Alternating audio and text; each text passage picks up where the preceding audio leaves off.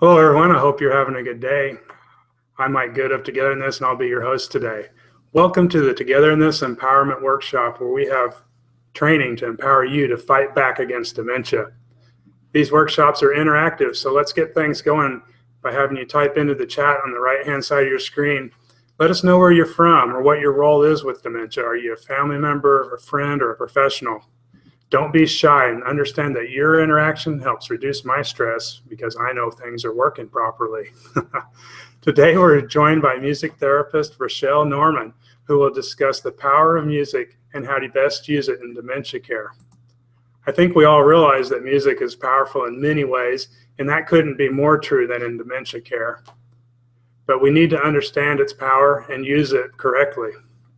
But before I introduce Rachelle, let me quickly cover some administrative information about this event. So as mentioned, on the right-hand side of your screen is where we interact, and the chat area is where you can ask questions or make comments. Near the end, I'll pop up a couple of links in that section, and that'll partially obscure the chat, but you can minimize the pop-up by hitting the little white X that'll be there. Now, we are broadcasting in high-definition video into your location, which requires a lot of computer resources. So to get the best experience, you want to make sure you have all your other applications closed so your computer can have those resources free. And if you're on a slow internet connection, that could also hinder the performance. Now, if you do have audio or video issues, you should see a refresh button at the bottom of your screen. Just simply click that and or refresh your browser, and that generally resolves issues. Worst case, close your browser and use the link that brought you here to begin with. I see the chat going, so that's a good sign. Stress just went down. All right, and if you lose me, by the way, just give me a minute because I'll be rebooting, but that probably won't happen. So, all right, now on to the introduction. Rachelle Norman has been making music with older adults and their caregivers for 12 years. A board-certified music therapist, Rachelle works directly with older adults in senior living and hospice, and she serves as a consultant and staff trainer for elder care organizations across the country. Rachelle is also on the music therapy faculty at St. Mary of the Woods College, has courses published on Relias Learning and musictherapyed.com, and has an active blog and e-newsletter for caregivers wanting to use music in their work. She plays oboe, piano, and guitar, and has a husband and two daughters, who love impromptu dance parties around the family piano. Now, if that doesn't paint a good picture, I'm not sure what will. So welcome, Rachelle. Hello. Thank you, Mike, for that introduction. You're welcome. I'm really glad to be here. Yeah, I've told Rachelle I've been following her for about 2 years. So it's been a while in coming. I only recently approached her, though, to attend. So thanks again. Yeah, great. Well, I'm really excited to be here talking about this topic today of using music and caregiving. And I intend for this presentation to be applicable for you, whether you are an elder care professional or you're somebody taking care of a family member, or you have a friend and you just want to be helpful to your friend. Any level of caregiving that you do for people with dementia, this is something that's going to apply to you. I'm really excited too to see where all of you are from and the different kinds of work that you do and the different relationships you have with people with dementia. I can tell you for my part that I have, like Mike said, I've been a music therapist for 12 years. To become a music therapist, you have to have, in the United States, you have to have a bachelor's degree in music therapy, which is a music degree, so performing in band and orchestra and doing a senior recital and things like that. And lots of clinical training throughout college, and then a clinical internship, followed by a board certification exam. And then once you're certified, then you maintain that through continuing education. So I have been a musician for my entire life. I've been a music therapist for 12, and this whole time I've been doing music with older folks in one shape or form. So it's really my love. It's really the passion that I have, and really what I keep coming back to.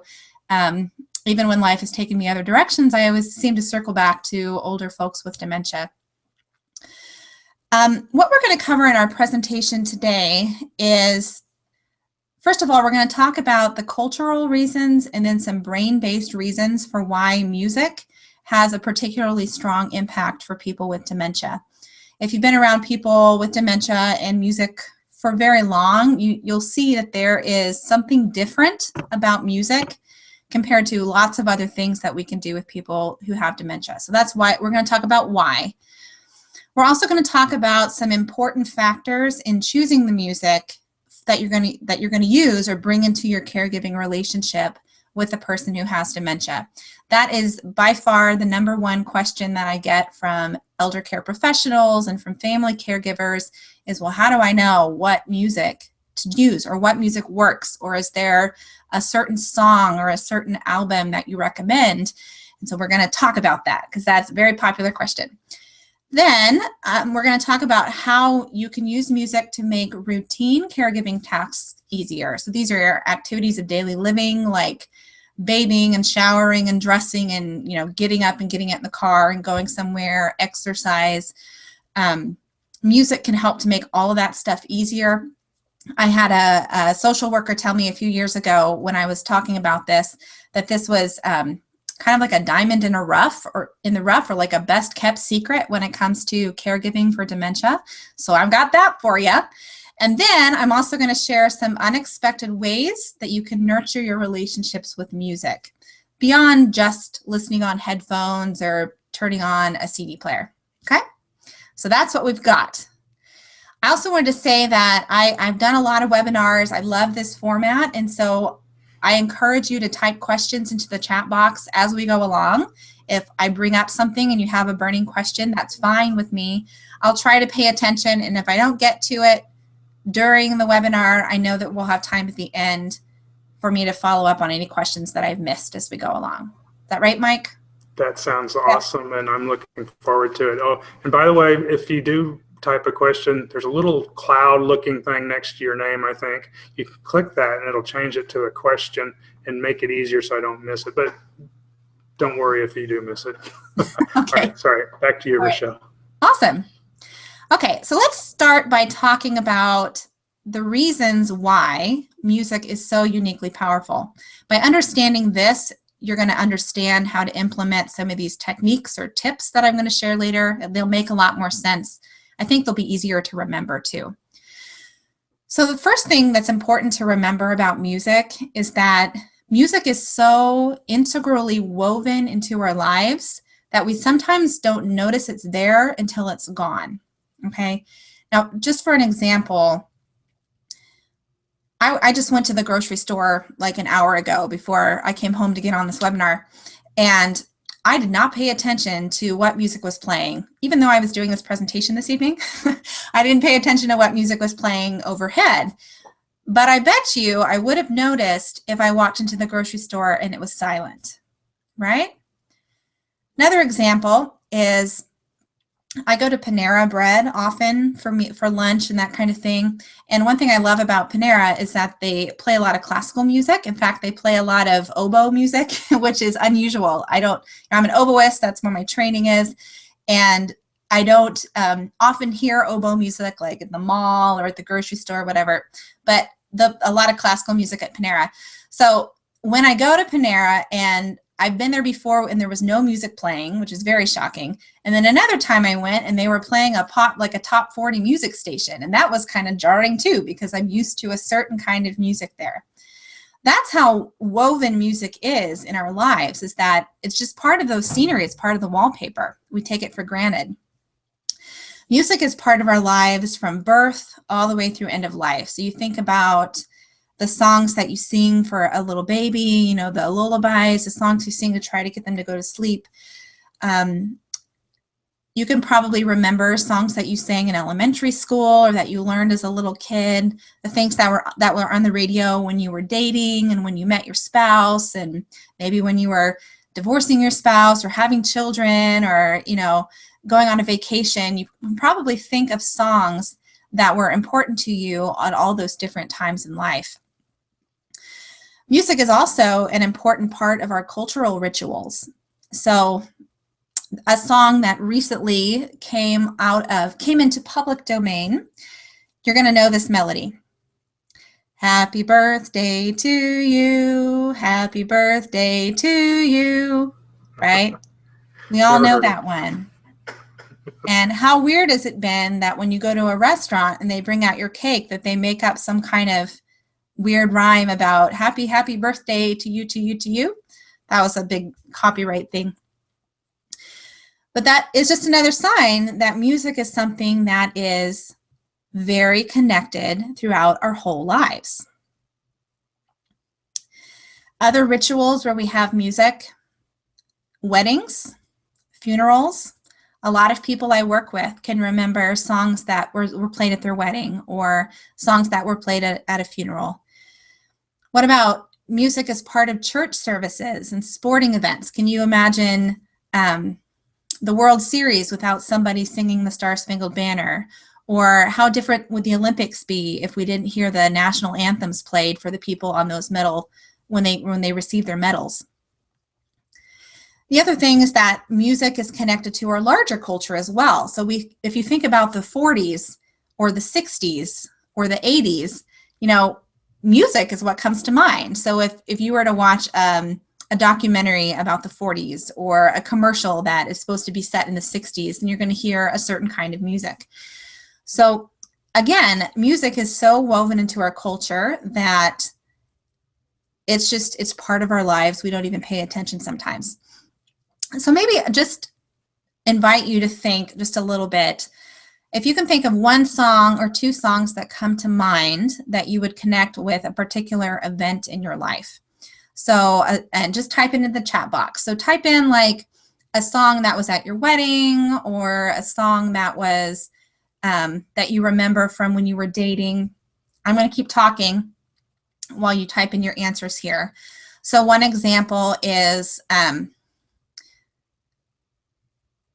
well, I can give personal examples. Let me see. One good example, the song Cherish, I think is the name of it. It goes, cherish is the word, da da da da da da da. That song came out in the 50s, I think, 60s. I remember that song, my father telling me that was the song that he wanted played at their wedding, but my mom vetoed it. But it was one of his favorite songs, right? So it was a song that my dad associated with the time when he was dating my mom. Another song, I had a client once in a music therapy group that requested the song, How Great Thou Art.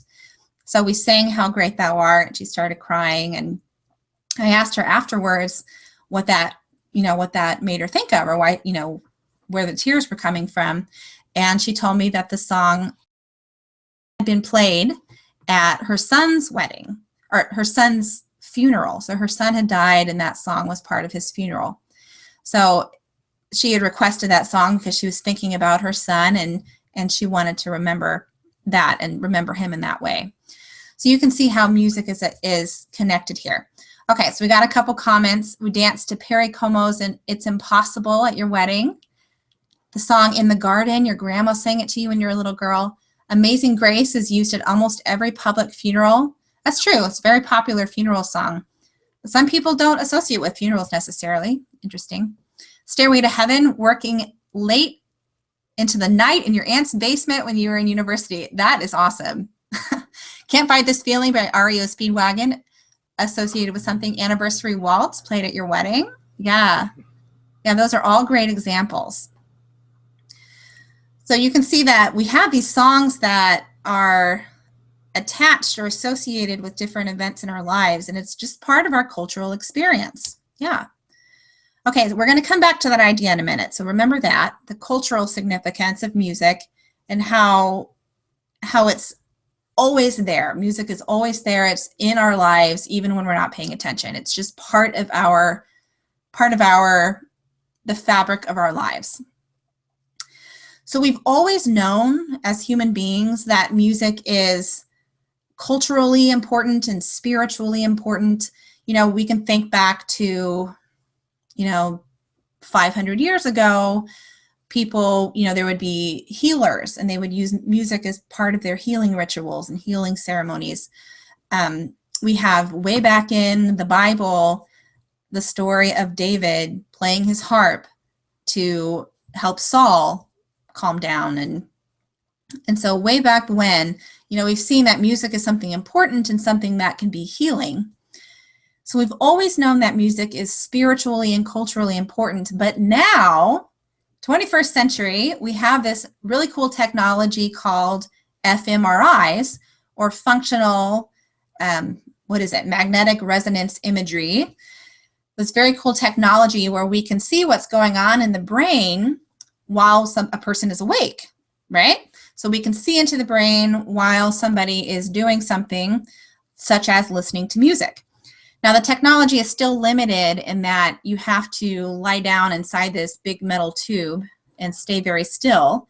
So we don't have pictures of somebody's brain while they're dancing or playing in a band or something like that. Although someday that'll be really cool to see. Can't wait for that. But we know so much from these fMRI studies about how our brains are processing music. We know, for example, that music is a whole brain activity. That means we look at these fMRIs and all the different parts of the brain are lighting up when you're just listening to music, all these different parts lighting up. So the auditory cortex and, a bunch of parts in your cortex as you're making connections between music and memories and knowledge and things like that. A very important part of your brain that's working when you listen to music is the limbic system. The limbic system is kind of deeper inside your brain. Sometimes people call it the monkey brain. It's that early, younger part of the brain or older part of the brain that's connected to your fight and flight response. All of your emotion is processed there. It's also very connected to memory. Music lights up the entire limbic system. And so that's one reason why music is so closely tied to emotion and why music lasts a lot longer for people than some of the higher cognitive functioning that happens in the cortex and the outside part of the brain that is, at least in Alzheimer's disease, tends to decay first. So that's just, I just want to say to me, that's very interesting. And I can't wait. I can't wait till that day when we can see that power of dancing together or, playing the instrument, because I don't think you can find a person in the world that can honestly say they don't like some kind of music, or if you do, you're going to catch them tapping their foot eventually, right? So it just has so much power. And I think that fMRI is just a really neat way to validate something that we already suspect or know. Right. Yes, I agree. Yeah, so if you can lay in a metal tube and your brain be this active, then just imagine what it'll be like when you're hugging somebody or playing in a band with people around you and music coming in from all directions. It's neat to think about. Yeah. So we know, so these fMRI studies are showing us the parts of the brain that are active. They're the parts that are closely connected to motion and emotion. So they get your body moving, there's motivation involved, and then emotions and memory. We also know from studies that when you listen to music, we see a decrease in cortisol, which is a stress hormone, and we see an increase in dopamine, which is a neurotransmitter that is like the feel-good chemical. It's the same chemical that increases when you're doing any kind of pleasurable activity. So that is also an indication of how music affects us. Music makes us feel less stressed and feel better with that dopamine in general. Now this is the big picture, right? I mean, there's always mitigating factors, and we'll talk about those too. Yeah, because I was just going to say some music irritates me. Yes, we're going to talk about that. So the big idea here is that music is this uniquely powerful tool when it comes to caring for people with dementia. One that we almost ignore because it seems too easy or too obvious, and we don't miss it until it's gone. Okay.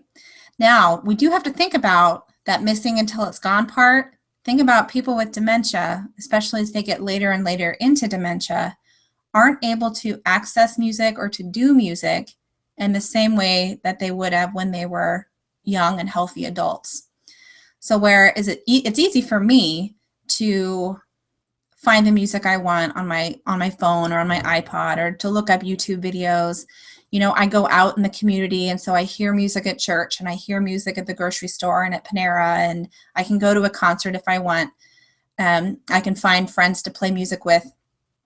For older adults, as their worlds shrink and they become more isolated and they become afraid of going out into the world because of the processes that are going on, it's harder for them to access music as well and those creative ways of relating to the world. So that's part of our role as caregivers, not only to provide for their physical health, but to provide for their emotional and creative health too, and helping them access music is part of that. That's kind of part of this discussion as well. If music is such an integral part of our lives when we're young and healthy, then we want music to be an integral part of our lives when we have dementia or when we're aging and need help having a healthy life. Okay, thumbs up for that? Thumbs up here. Okay. Okay, so we're going to move on then to that number one question that I get, which is the top factors in choosing the best music for the person that you care about. Now, there are four points here, four main points. These are things that we know from research in music therapy, as well as the clinical experience that I have and that we have collectively as music therapists, okay? So when you're choosing music for somebody, the first thing that we look at is whether it's preferred music, so the music that they like, right? So we need to know that not everybody likes every kind of music, okay? And sometimes we can make an educated guess based on somebody's age or where they are from culturally, but we always need to ask, and we need to try and figure out what music it is that's important to somebody. For example, one of the rules of thumb for those of you who are professional caregivers, one of the rules of thumb is the music that was popular when somebody was in their 20s has a good chance of being music that is familiar to them and preferred. So for somebody who is, let's see, if they're 80 years old now, they would have been 20. When would that be? Do the math, Mike. My microphone was muted. 1950s, maybe, roughly. Yeah, so like late 40s, early 50s, sometime in there. So that's the music that we're looking at now. That's probably going to be popular with people who are in their 80s, So there are some songs, but okay, so there's that. But there is certain music that's kind of timeless, like Happy Birthday, Take Me Out to the Ball Game, You Are My Sunshine, Amazing Grace. Those are all songs that kind of cross the spectrum. Okay, so I'm in my mid-30s, so I was in my 20s, 15 years ago, in the late 90s, early 2000s. But you know what? My favorite music is from the 1940s and 50s, because that's where I'm spending my time in my days. So you can't always apply that rule and assume that somebody likes that particular kind of music. Same thing, like you can't assume that because somebody is African American that they like gospel music. It's an educated guess, but you can't assume that. You don't want to stereotype either. So you can't assume that somebody who is in their in their 60s now likes the Beatles. Maybe they do, maybe they don't. Okay, so if you can type in the chat box if you wish, the music that maybe fits the mold for you or doesn't fit the mold for you. So another example, I had a client way back when I was a music therapy intern, and something I did with him, he had dementia, and something I did with him is I would give him a songbook that just had lyrics for 40 different songs from lots of different eras and different genres of music. And I would just give it to him, and then he could choose whatever he wanted to sing. So one of our early sessions, he chose Amazing Grace, which is a pretty common song. So we chose Amazing Grace, sang that one together. And not too long after that, I got in touch with his daughter and learned that this gentleman is Jewish. So she thought it was pretty funny that he chose Amazing Grace. Who knew? I wouldn't have chosen that for him, just based on my assumptions about him. So that's something that's important to remember. So you want to look for preferred music, avoid stereotyping based on their age or the genre that they say. So some ways to determine. Rachelle, I'm sorry, but when I volunteer at the adult day center, so many people, because we're a melting pot in the United States, right? We're all from different backgrounds, and our parents had different likes and interests. I think half of the room was, from overseas or something, and just kind of like the Jewish or maybe the Irish music that you're kind of alluding to is that. You also want to pay attention to their body language, and maybe you'll talk about that a little bit, but make sure that just because I just found it very interesting that we always played the same songs, even though I knew the people, probably some of them hadn't even heard them before. I don't know. Maybe I don't have a total point, but it's pay attention. Yeah. Okay, cool. Well, we have a couple comments here that are great. Debbie says she hates the Beatles and do not play classical music for me. Boring. Okay, so some people might say, well, if you want relaxing music, you need to choose classical music. But if you hate classical music, it's not going to be relaxing, right? Okay. Marcia says, and I'm glad you clarified. I thought you were a very articulate 9-year-old. Marcia says she likes bluegrass, rock, folk, Renaissance, Gregorian chants. She's 59. Okay, so you might not guess that a 59-year-old would love Gregorian chants. So that's a good example. Let's see, Amy is 51, but she likes music from the 60s. Yeah, good example. And I think Lee hit on what I was trying to get at, by the way. Sometimes it's the fun in the music, it's the rhythm in the music. That's what I was trying to get out. Yeah, actually that what you guys have said gets to my number 4 point, so I'm going to skip to that one. So you want to find music that's preferred, so the genres and the performers that they like, their favorite songs. But you also need to be aware of how people are experiencing the music. So if you're listening to your music by yourself in your headphones, then you definitely want to be listening to your favorite songs and the songs that you can associate with different times in life. But if you're experiencing music in a group, then you can think much more broadly. I did a music therapy session this afternoon with Irish music, just like Lee said, and I asked the group if anybody was Irish. Nobody raised their hands, although I suspect maybe a couple of them were, but they knew the songs and they enjoyed tapping their toes and playing instruments along with the music. So when you're doing music together, it doesn't have to be the perfect song or the perfect artist or their exact favorite, because you're engaging in something together.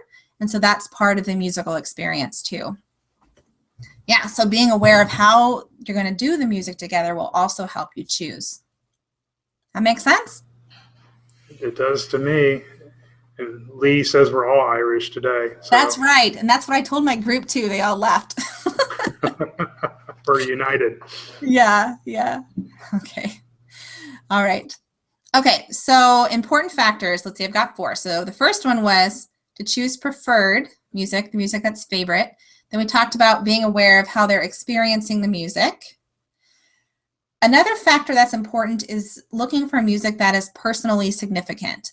So if you've heard of the Music and Memory program and the movie Alive Inside, I'm working together with that program pretty closely. And one thing that they teach, which I think is really cool, is how to put together a biographical playlist, how to put together a set of music that is full of those associations to the things that a person has lived through. This is where you're going to put music from their wedding and music from when their kids were growing up and music from when they were dating. You're going to look for those songs that were important to them throughout their lifespan. Now, if you're caring for somebody who's a family member, you probably have a pretty good sense of what some of that music is, right? The music that you listen together during the time that you've spent together. But, if you're caring for a parent, then you might want to do a little bit of research and maybe try out some music with them from earlier years before you were in the picture to see if some of that music lights them up, or if it triggers any kind of memories or anything that you can share. If you're a professional caregiver, then you definitely want to be talking to family members and asking them about, and friends, family members and friends, asking them about music that has been significant to them. Drilling down really to songs, to artists, not just country music. That's a very big umbrella, right? But Hank Williams or Johnny Cash or Loretta Lynn, who exactly is it that's been important to them? You also might think about maybe some music from other cultures that has been part of their biographical story. For example, I had a music therapy client who had grown up in the Midwest. I was taking care of, providing music therapy for her in the middle of the United States in Kansas City. And she was in her 90s, okay? But when she was in her 20s, she had spent some time in Egypt. She'd spent some time in Egypt. And then she'd also done a lot of traveling as a young adult. And so part of the music that was important in our musical relationship was music from Egypt. And so even though it wasn't music that she knew, it triggered some of those memories about Egypt. And songs from France, like Alouette and some of those French folk songs, those were songs that were familiar to her and that helped to trigger that conversation, okay?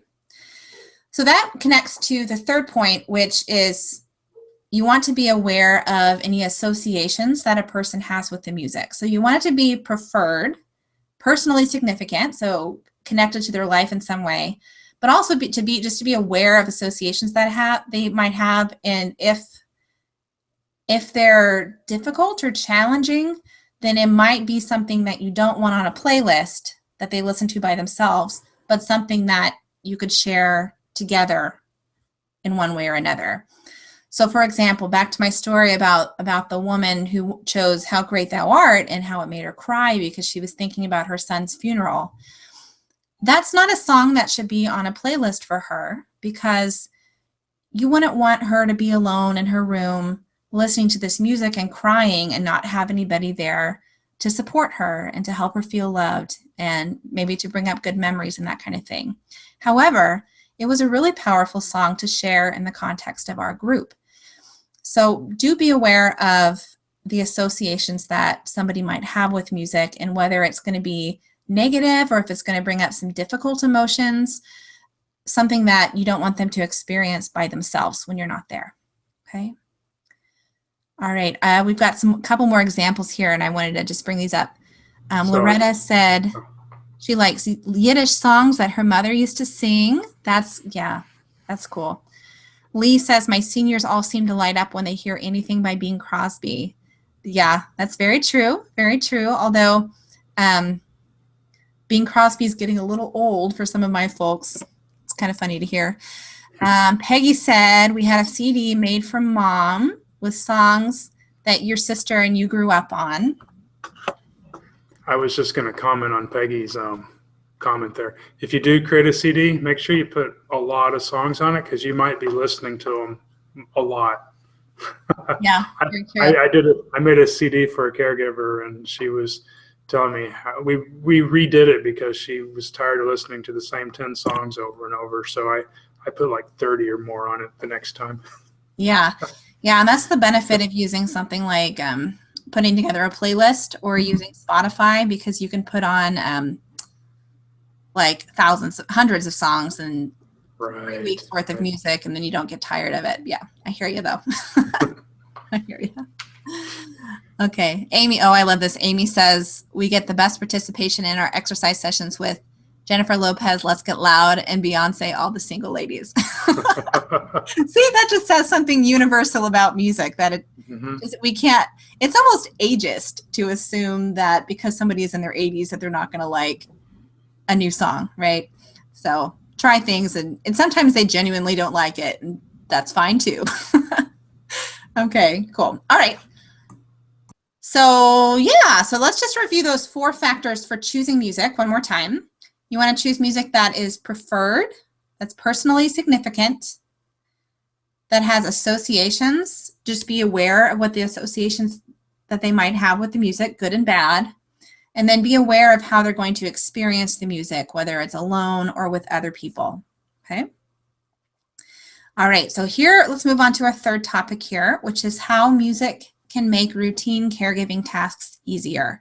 So how to make ADLs, all the ADLs. So those are activities of daily living. We're talking about exercising, mobility, so like walking around or getting in and out of a wheelchair, bathing, brushing teeth, things like that. Oh, Peggy, I just want to say, Peggy, that's really cool. That's really nice what you've done. Very nice. Okay, so music, now here's remember, this is what the social worker told me was the diamond in the rough, or like the secret sauce. Something secret people don't know about is music and how much it can help with ADLs. If you can relate to the idea of how challenging it can be to help somebody with dementia with routine activities of daily living, just say yes or raise your hand or leave a comment in the chat box, okay? Because that's probably something a lot of people here can relate to, is how challenging it can be to get some of those things done, right? You try to explain.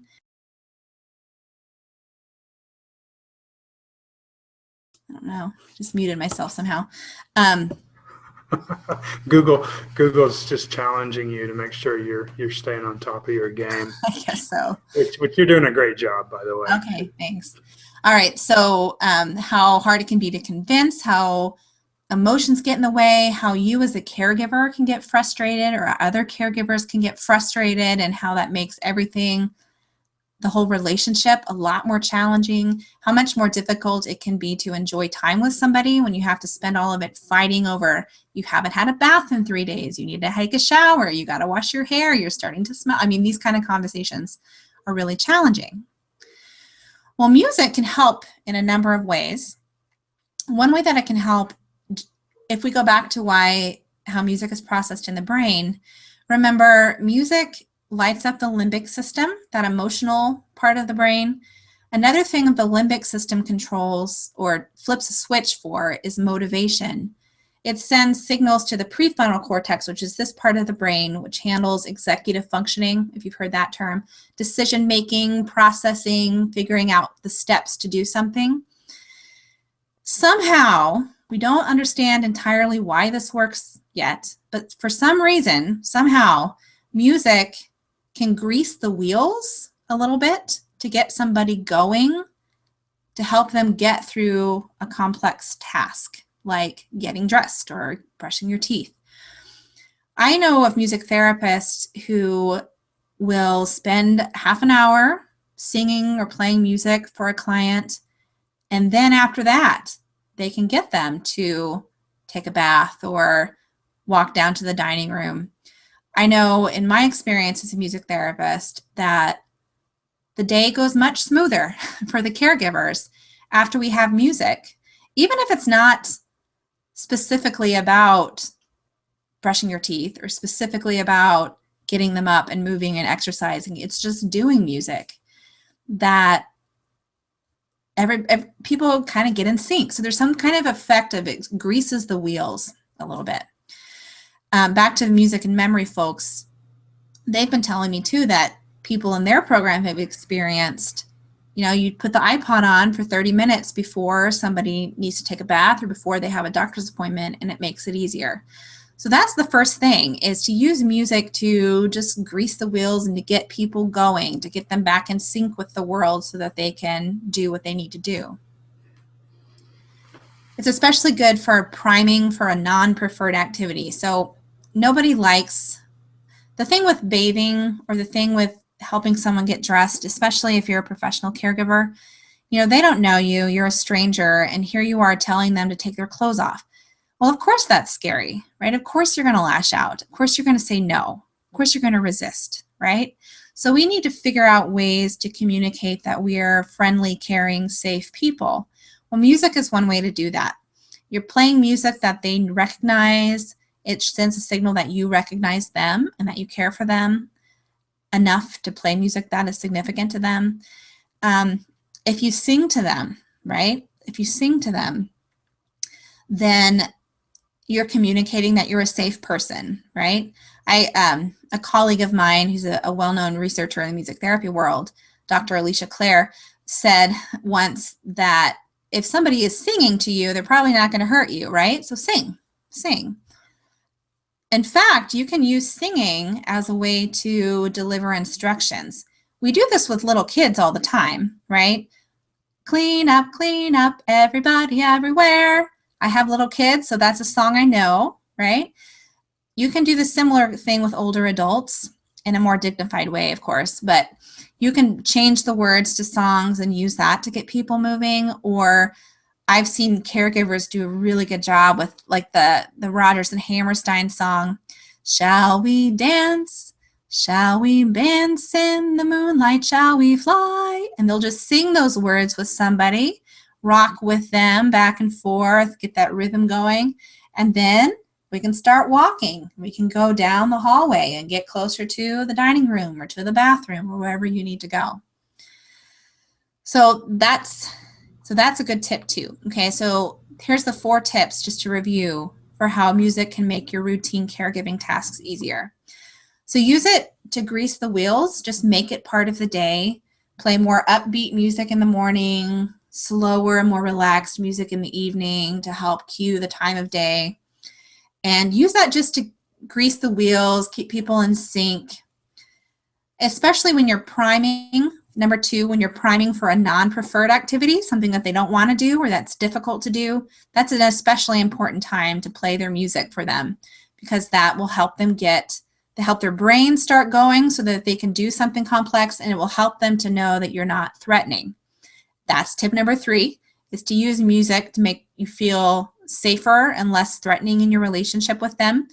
When you're sharing somebody's music with them, you're sending a signal that you know them and that you're okay for them. And then the 4th tip then is to use singing and change the words if you need to. Use songs familiar to them to cue them to do what they need to do, whether that's to walk or to get up or to move, things like that. Okay? Anybody have a good example I just wonder if anybody here has ever tried using a song to get people to do something specifically. You can type it in the chat box. I'll throw out a couple more examples because I've seen some people use this really well. Another song that I like a lot is I'm Walking. It's an old kind of blues, early R&B song. It goes, I'm walking, yes indeed, and I'm talking about you and me, and I'm hoping that you'll come back to me. I mean, and it's at a real nice pace to get people moving. Let's see, Mary Sue says sentimental journey for moving. That's a great example. Gonna take a sentimental journey. You know, it's nice and relaxed. It's a nice, sweet song, so it's not threatening at all, and it does get people moving. Great example. Great example. I just have to say I'm fascinated by that topic. That's just really, really something I'd never thought about. And I can definitely see how that would definitely could be a useful way to make caregiving a little bit easier and to help motivate and stuff. It's just, and I've also heard that some people that can't speak, not necessarily dementia, but they can still sing and so it's just such an incredible thing. Yes, that's a really good point. Yeah. Music is one of the last things to go for people with dementia. As brains decline, music is still there. And so people who've lost I'm pointing here because this is where speech is in your brain. People who've lost their speaking abilities, music is all over. So music is still left. And so that's why people can keep singing. We got some more good examples here. Walking after midnight, put one foot in front of the other. These boots are made for walking. And those are all good for getting people going. And of course, exercise. I was at a presentation earlier today talking about doing exercise and how important that is for getting people moving. So when you need to get people, moving and exercising, music is really great for that. Okay, let's see. Okay, Mary Sue, that is an excellent point. Teepa Snow recommends not singing the words, but humming the melody, because if you sing the words and you want them to move, they may stop and sing instead. Yes, that's a good point. That's a good point. So I actually recommend experimenting with that and trying different things. Sometimes words are helpful and sometimes they're not helpful.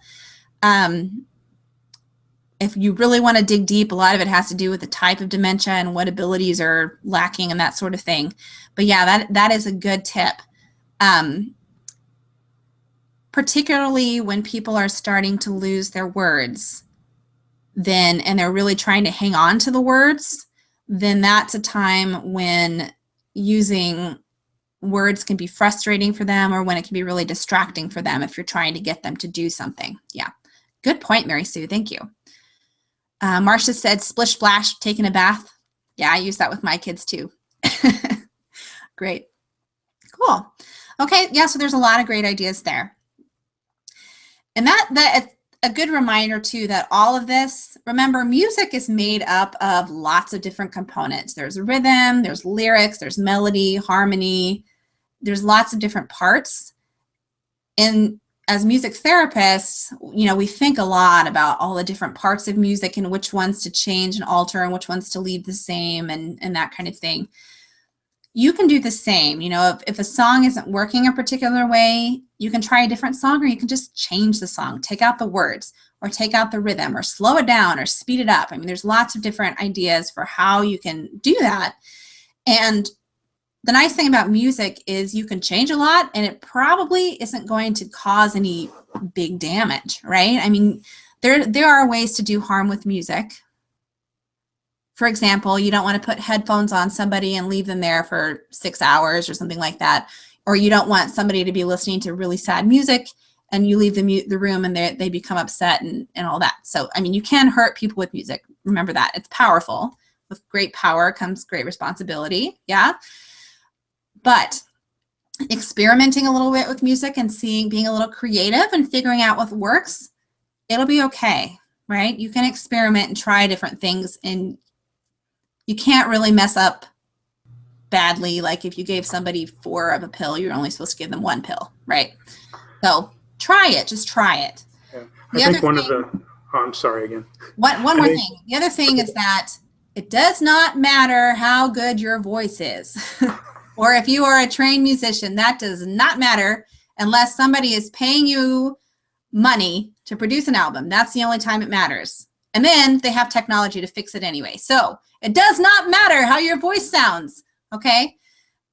If you sound bad and they tell you it sounds bad, that's interaction, right? So just do it. Just try. I mean, it's just part of being human, right? You don't have to be a professional musician or an entertainer to be able to do this. Yeah, that's great. That's a great point. I was just going to say, and you kind of expanded upon it there, was the main thing is the only mistake you can make is not trying it. And, in all caregiving situations, we have to stay creative and adapt and pay attention to how our loved ones are responding to whatever is happening, because it changes from day to day. And I imagine with music, it can, I might like a song today, but tomorrow it might trigger some memory and then, it might not be a good memory. So right. We want to just always be aware of how their body language and how they're reacting. Yes. Yeah. And I mean, and music is also not static. You might love Patsy Cline today, but next week you're tired of it, or today you might want to remember your son who's passed away, and another day it's just too much. So that's a really important point, that we just have to, music isn't something that you just apply and then walk away. It's a relationship. Music is something that we share as people. So we got to share, we got to pay attention to how it's being received. Yeah, it's very important. Okay, well, we got one more topic here. Unexpected ways to nurture relationships through music. So I'm just going to throw out a bunch of ideas here. And I'll tell you, I know Mike's got the link later, but if you want more ideas for different things to try or different music to try, I have a blog with lots of ideas for you to try, lots of different information about movement and instrument playing and different kinds of things. So I'm just going to mention some things and figure out what's interesting to you and dig a little bit deeper. And my blog's one place to start, and then there's other places you can look too. Okay. So as far as unexpected ways to nurture your relationship, I mean, I've been talking a lot about playing music, I've been singing with people, singing together. Another cool technique that I teach a lot to caregiving staff, especially in hospices, I like teaching this to chaplains and social workers, is to pair music with photos or videos and to use that as a way to stimulate conversation and to stimulate verbal interaction. Even if it's a really just like yes and no questions, you can get some conversation going when you pair music and the visual. So you can use YouTube to look up clips from movies. Like one of my favorites is Gene Kelly. I think Gene Kelly dancing, singing in the rain, that tap dance. I love sharing that. It's so fun to watch and people know the song. Back in February, the groups I did in senior living communities, we were sharing songs from different Oscar-winning movies or songs that had won the Oscar for Best Original Picture. So I would look up the movie poster, show them the movie poster, or look up clips from those movies that include the song and play those. And so that is something that can generate a lot of conversation. That's a really fun thing for kids to do, like grandkids to do with their grandparents or family members who don't visit very often. You can put music and photos together and really get some conversation and some reminiscence going that way. I love that. And by the way, I used YouTube at the Adult Day Center, and people would gather around the 22-inch monitor, and they would just start these conversations, and they see this.